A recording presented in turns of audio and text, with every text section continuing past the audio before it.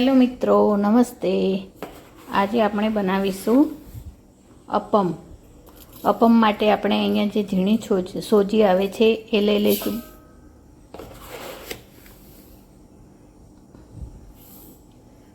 ત્રણ કપ જેટલી સોજી લઈ લઈશું આના માપે. અને આ આપણે ખાટી છાશ લીધેલી છે, જે મીડિયમ, બહુ ખાટી અને બહુ મોળી અને એવી છાશ લઈ લીધેલી છે. એ આપણે આમાં નાખીને મિક્સ કરી દઈશું. બેટર આપણું રેડી થઈ ગયું છે. એને ઠીક મેં આટલું જ રાખ્યું છે. એમાં 3 કપ સોજી અને 1 વાટકી છાશ એમાં બેટર રેડી કરી દીધું છે. હવે આપણે એને 25 મિનિટ સુધી ઢાંકીને રાખીશું. અડધો કલાક થઈ ગયો છે અને બેટર આપણું રેડી થઈ ગયું છે. એક બાજુ આપણે વઘાર કરવા માટે તેલ મૂકી દીધું છે ગેસ ચાલુ કરીને. ત્યાં સુધી આપણે તેલ થાય ત્યાં સુધી આપણે એમાં થોડી એવી હળદર એડ કરી દઈશું. ધાણા જીરું પાવડર એડ કરી દઈશું અને સ્વાદ પ્રમાણે મીઠું એડ કરી દઈશું.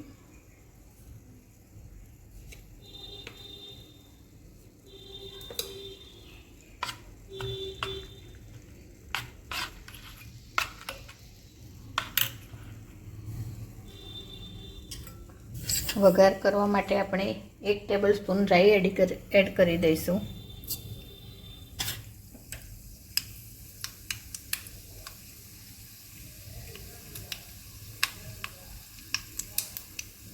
રાઈ ફૂટી જાય એટલે 2 ચમચી સફેદ તલ લીધા છે એ એડ કરીશું.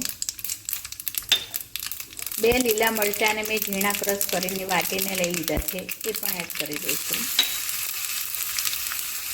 ગેસ બંધ કરીને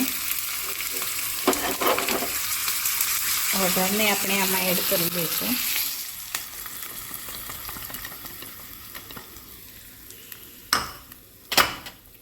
થોડીક વાર એને ઢાંકીને રાખીશું.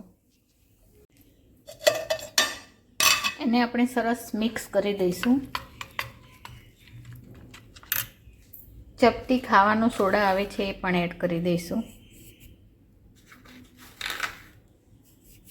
હવે સરસ મિક્સ કરી દઈશું બધું. બેટર આપણે હલાવીને મિક્સ કરી દીધું છે. બેટરની ઠીક આપણે આ રીતે જ રાખ્યું છે. હવે આપણે ગેસ ચાલુ કરીને ઉપર ડીશ મૂકી દીધી છે. હવે એમાં આપણે થોડું થોડું તેલ નાખી દઈશું બધામાં.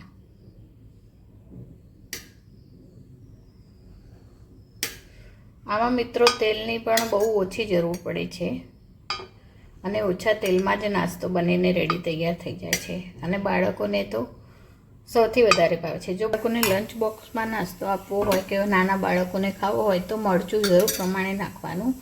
આમાં લીલા મરચાંની જગ્યાએ આપણે લાલ મરચું પણ એડ કરી શકાય. ચાલો આપણે એમાં બધું મિશ્રણ ગોઠવી દઈશું.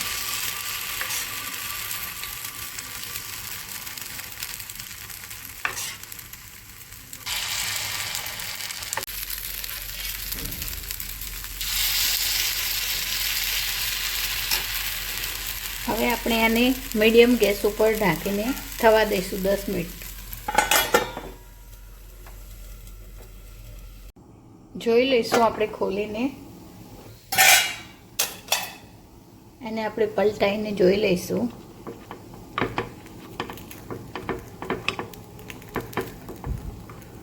એક બાજુથી સરસ ચડી ગયા છે.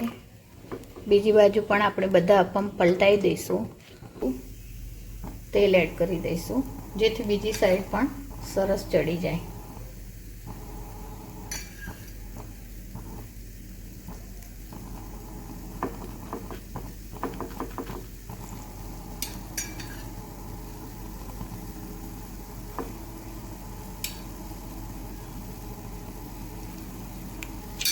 એને આપણે પણ થોડીક વાર ઢાંકીને થવા દઈશું. જોઈ લઈશું મિત્રો, આપણે 10 મિનિટ થઈ ગઈ છે. હા, અપમ આપણા બનીને રેડી થઈ ગયા છે. આપણે બધા જ અપમ ઉતારી લઈશું અને બીજા અપમ અંદર એડ કરીશું. અપમ આપણે ઉતારી લીધા છે અને બીજા અપમ માટે થોડું થોડું તેલ નાખી દીધું છે. હવે બીજું મિશ્રણ પણ આપણે અંદર ઉમેરી દઈશું.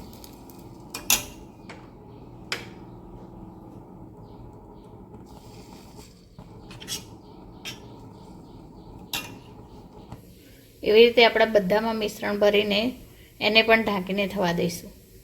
ઢાંકીને 10 મિનિટ થવા દઈશું.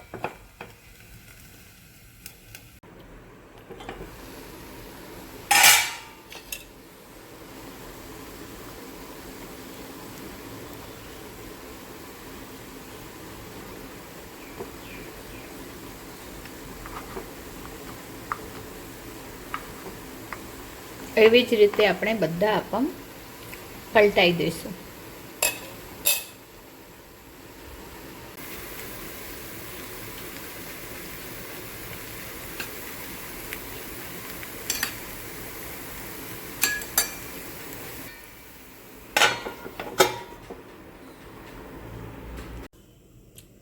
જોઈ લઈશું આપણે અપમ આપણા બધા રેડી થઈ ગયા છે. આપણે એને ઉતારી લઈશું. આપણા અપમ બનીને રેડી થઈ ગયા છે. આપણે એને ચા સાથે, કેચઅપ સાથે, ગ્રીન ચટણી સાથે, બધા સાથે ખાઈ શકાય. તો મિત્રો